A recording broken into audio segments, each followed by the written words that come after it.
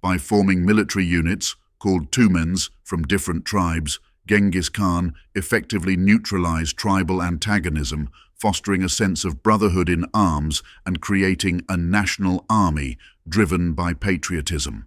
Remarkably, these innovative principles of military organization would not be universally acknowledged in Europe until the 17th century.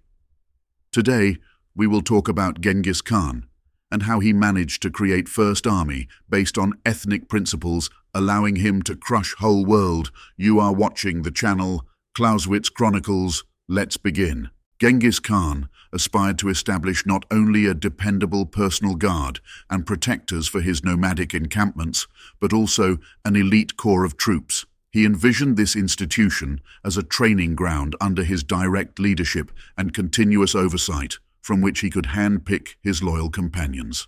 These individuals, personally known to him, would be suitable for appointment to various positions and assigned tasks tailored to their unique traits. The requirement for all guards, known as Keshikten, was to be of aristocratic origin. Genghis Khan, proclaiming his divine mandate to rule all peoples, ordered the recruitment of 10,000 men from aristocratic families. These men, designated for his personal service, were to be selected from the offspring of officials and free individuals, prioritizing those who were skilled, strong, and robust. Any resistance from the commanders or free people was to be met with severe punishment. The aristocratic guard enjoyed a range of privileges and special honors. In the hierarchical structure, the bodyguard of the Keshikten of Genghis Khan held a rank higher than that of the external 1,000 commanders. Even their domestics outranked the external 100 commanders and 10 commanders. Conflicts between the external commanders and the Keshikten were strictly forbidden, with severe penalties for those who challenged this hierarchy. The entire guard was under the direct supervision of Genghis Khan, who personally managed all their affairs. Commanders of the guard were prohibited from punishing their subordinates without verbal permission from Genghis Khan.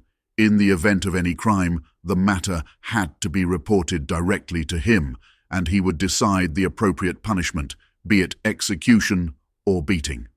Within the guard, there was an elite segment known as 1,000 Brave Ones, Bagadurov. This unit played a crucial role in battles, being deployed at pivotal moments, and during peacetime, they formed the personal guard of the Khan. By engaging the steppe aristocracy in the guard and in command positions within the army, Genghis Khan provided a structured and disciplined organization. He replaced the earlier chaotic and often indiscriminate composition of militia leaders.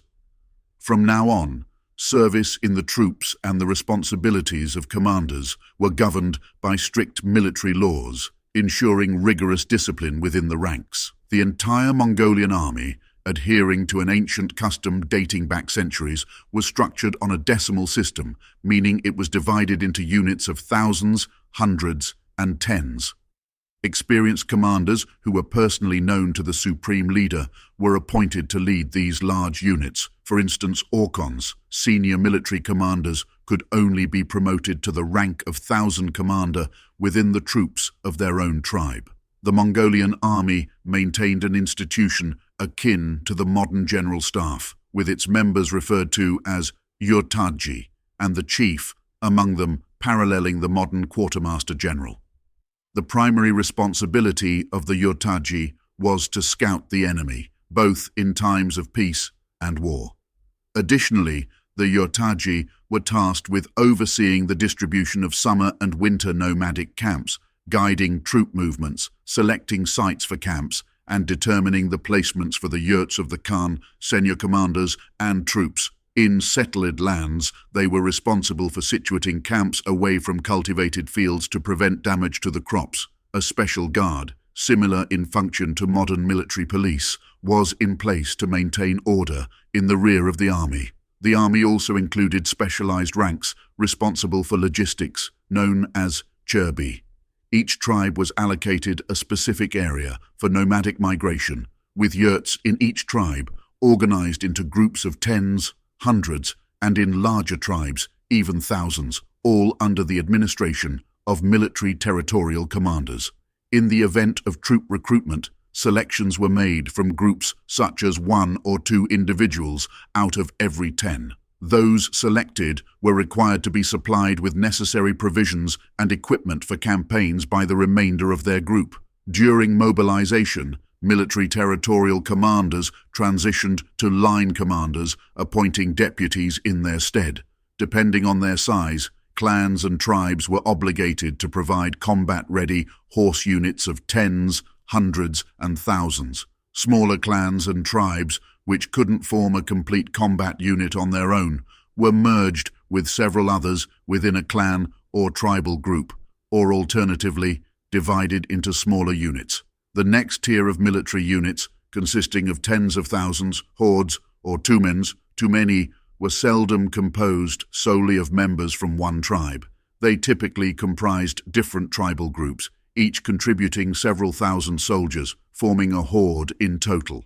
Sometimes the practice of mixing tribes in combat units was deliberately employed to mitigate tribal separatism. As Genghis Khan was almost perpetually engaged in successful warfare, providing his troops with glory and significant booty, a sense of brotherhood in arms developed among tribes serving in the same hundreds or thousands due to shared dangers, labors, and triumphs. This brotherhood gradually diminished tribal antagonisms. Owing to this policy, many large tribes that initially supported Genghis Khan eventually assimilated into the general populace, even losing their distinct names. Consequently, the Mongolian tribes, which were often hostile towards each other before Genghis Khan, coalesced under his leadership into a single nation, united by a strong sense of national identity and pride, forged through continuous military successes against external enemies. At the forefront of the military units, commanders were selected from the clan and tribe constituting the unit, specifically choosing those proven in battle and fitting one of the two categories into which Genghis Khan divided humanity. This system of assembling the Mongolian army preserved the clan structure intact and typically maintained the tribal composition of the population, fostering strong internal organic bonds within the troops. Military leaders were from the local aristocracy, familiar to the people in civilian life, and the warriors of the same unit were connected by kinship, acquaintance, common language, etc., rather than being a random assembly of strangers. Any commander of a 10 or other unit deemed unsuitable for their position was to be immediately removed by their superior. In the case of senior command staff, this task was usually undertaken by Genghis Khan himself, aided by his deep understanding of people and clear comprehension of the qualities required of a high military leader. The 13th century Mongolian army exemplified the implementation of the principles of an armed people and territorial organization of the army, concepts that wouldn't gain universal recognition in Europe until the 19th century. It's noteworthy that perhaps never have these two principles been so successfully applied as in the nomadic state of Genghis Khan, characterized by a patriarchal, clan-based life. Later, with the conquest of peoples of different cultures, these principles couldn't be universally applied, leading to the formation of auxiliary contingents in the Mongolian army during the last years of Genghis Khan's reign and under his successors, organized on different principles like compulsory levying or supply by local authorities of physically fit recruits from conquered peoples without adhering to the territorial or clan principle. However, the core of the army, consisting of nomads, continued to uphold the fundamental principles of its organization, remaining an effective instrument of war under Genghis Khan and the talented commanders he nurtured and bequeathed to his successors. The first permanent national armies in Europe, akin to this system, were established in the 17th century in countries like France, Austria, Sweden, and Prussia. Thanks to the territorial system, there was a parallel in the organization of the army and the people. The latter, following an old Mongolian custom, was divided into 3 parts, corresponding to the largest organizational divisions of the army: the center, Kel, the left wing, Zhungar, and the right wing, Barungar. At the head of each division, Genghis Khan appointed leaders: Kaya for the center, Mukhali for the left wing and borchu for the right wing, with each commander given significant autonomy and responsibilities. The term temnik, used in this context, should not be taken literally as equivalent to commander of a horde or a 10,000-strong corps of troops, as each wing could comprise several such corps. Here, temnik signifies a rank akin to that in modern armies, where a divisional general can command not just a division, but also a corps or an entire army. In peacetime, these temniks acted as military governors over the civilian population of their respective territories, endowed with administrative functions similar to those of 100 commanders and 1,000 commanders. During wartime, however, they led their divisions, appointing deputies to manage in their absence until the war's conclusion. The horde was seemingly the highest unit of permanent composition in the Mongolian army, although references to a tug equating to 100,000 suggest the existence of larger, private armies.